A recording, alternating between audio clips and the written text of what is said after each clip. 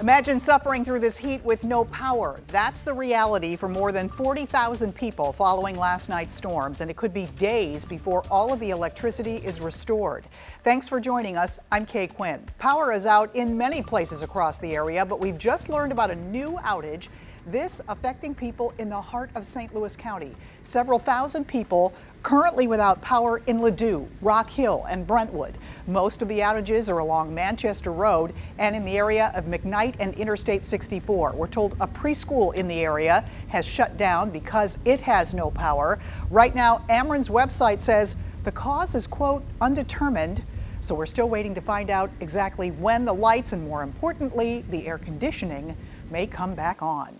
Meanwhile, people also dealing with the damage left behind by yesterday's storms. Strong winds last night snapped power poles and sent trees crashing onto cars. The severe weather also tore up a marina in St. Charles County. That's where Casey Nolan begins our coverage. He's live in the Mississippi River town of Portage Des Sioux. Casey?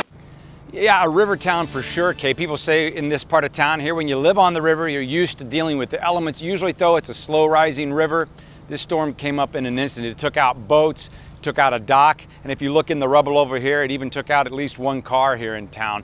And as you can see, there is a lot to clean up. And this marina has been in the same family since the 80s. They say this is some of the worst damage from the wind they have ever seen here. A lot of twisted metal, damaged boats starting to sink, this truck that's flipped over by the wind like it was nothing really.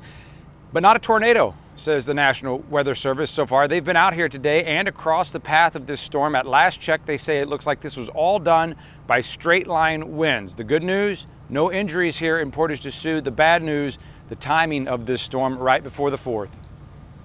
I'm glad nobody got hurt. I'm glad my son wasn't here, so he didn't have to see this. I don't want him to see his grandpa's truck, flipped over and crashed like that, Hopefully we'll have a build back by the end of July, We're in our prime season now is what's costing us.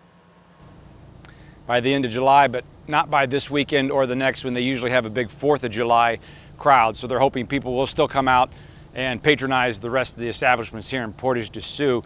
Coming up later at 6, we'll tell you another concern they have, another potential disaster that's on its way. Kay, we'll send it back to you for now. All right, thank you, Casey.